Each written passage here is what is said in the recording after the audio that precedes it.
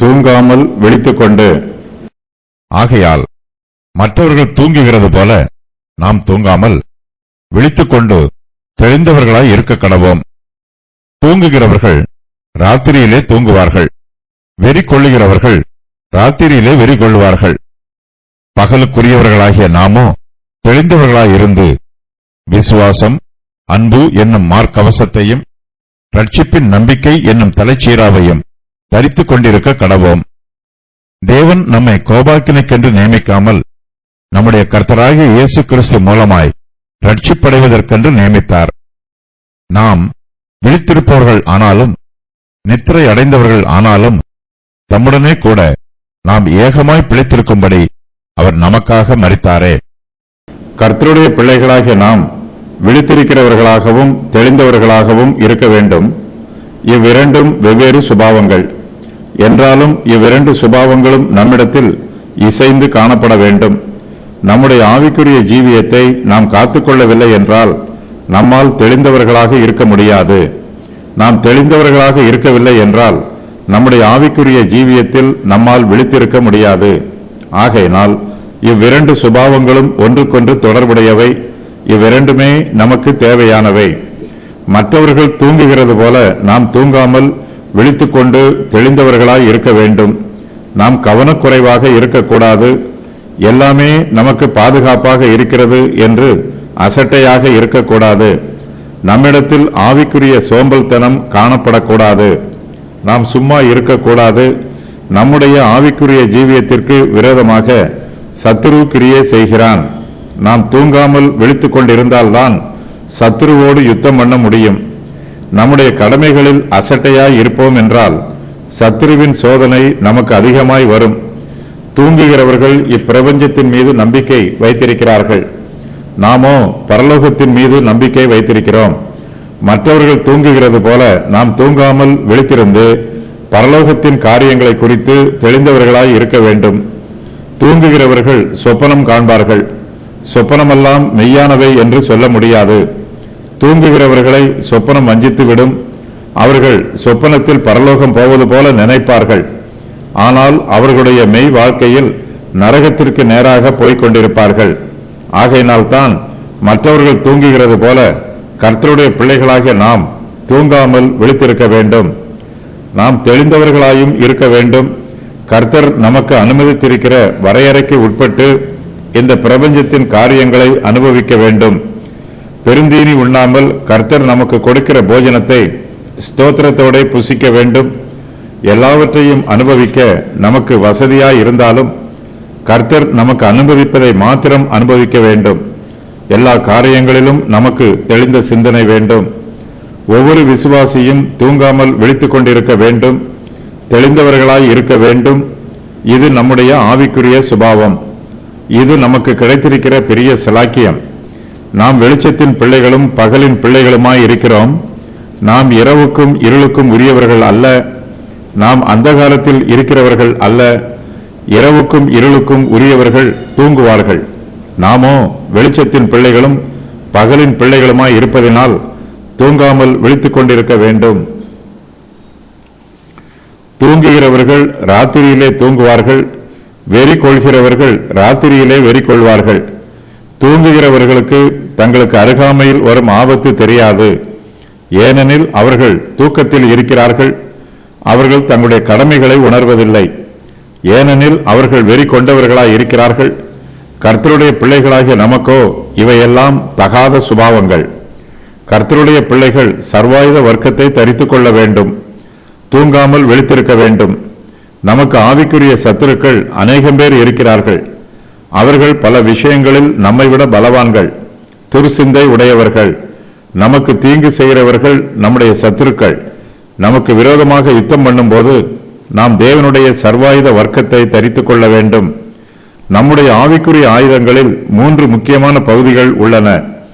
விசுவாசம், அன்பு, நம்பிக்கை என்பவையே அந்த 3 முக்கிய பகுதிகளாகும். நாம் பகலுக்கு உரியவர்கள். பகலுக்கு உரியவர்களாகிய நாமோ தெளிந்தவர்களாய் இருக்க வேண்டும். விசுவாசத்தில் ஜீவிக்க வேண்டும். விசுவாசம் நம்மை தூங்காமல் விழித்திருக்க செய்யும். விசுவாசம் நம்மை தெளிந்தவர்கள் ஆக்கும். நம்முடைய சத்துரு நமக்கு விரோதமாக யுத்தம் பண்ணும்போது விசுவாசம் நம்மை காக்கிற முக்கியமான ஆயுதம். இது நமக்கு மார்க்கவசத்தை போன்றது. நம்முடைய இருதயத்தில் அன்பு நிரம்பி இருக்க வேண்டும்.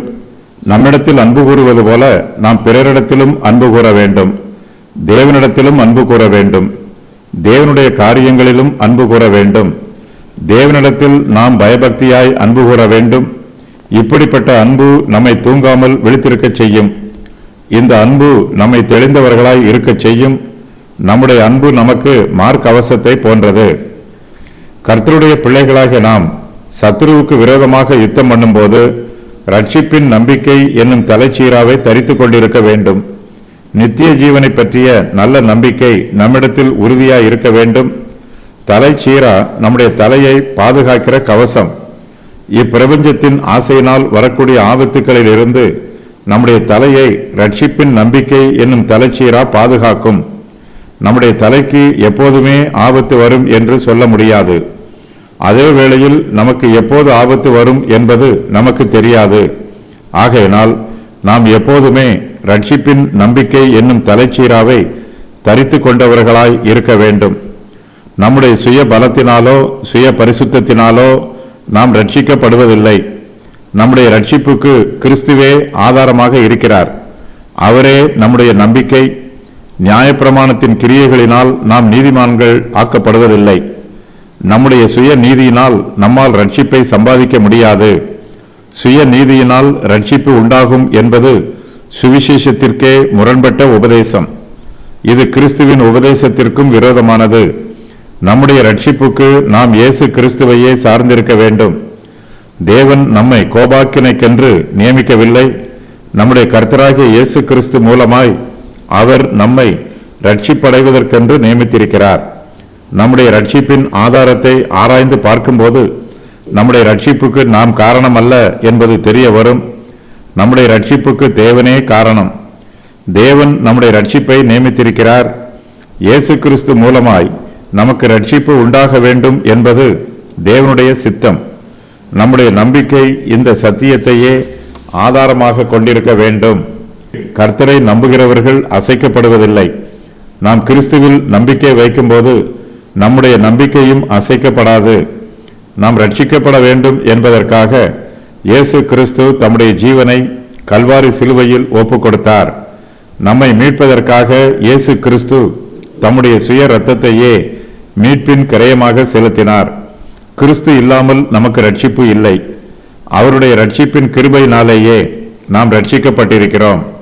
நமக்காக மரித்த நம்முடைய கர்த்தராகிய இயேசு கிறிஸ்துவின் மூலமாகவே நமக்கு ரட்சிப்பு உண்டாயிருக்கிறது. நம்முடைய ரட்சிப்புக்கு இயேசு கிறிஸ்துவே காரணகர்த்தா. ஆகையினால் நம்முடைய நம்பிக்கையை நாம் இயேசு கிறிஸ்துவின் மீதே வைக்க வேண்டும். தேவன் நம்மை ரட்சிப்படைவதற்கென்று நியமித்திருக்கிறார். இயேசு கிறிஸ்துவின் பாவ நிவாரண பரிகாரத்தின் மூலமாய் மாத்திரமே நமக்கு ரட்சிப்பு உண்டாயிற்று.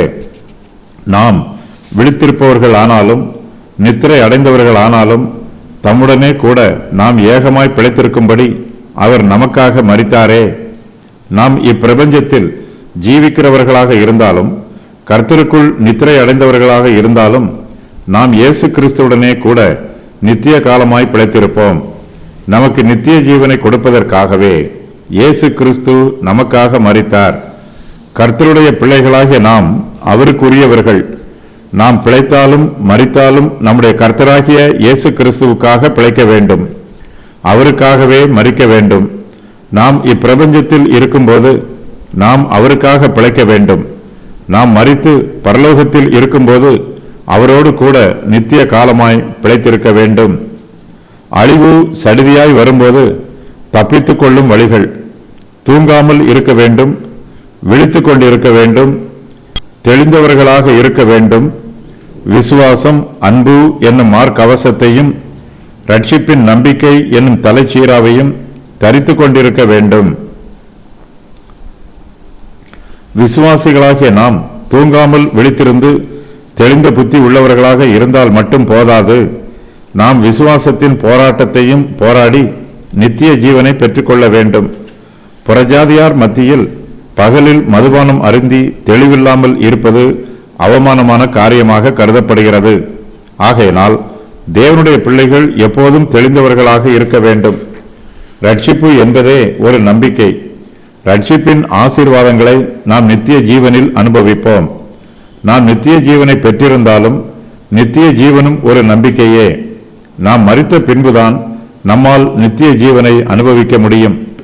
சடுதியான அழிவு, மகா உபத்திரவ காலம் ஆகியவற்றில் பங்கு பெறுவதற்காக தேவன் நம்மை நியமிக்கவில்லை. நித்திய நரகத்தில் தள்ளப்படுவதற்காகவும் தேவன் நம்மை நியமிக்கவில்லை.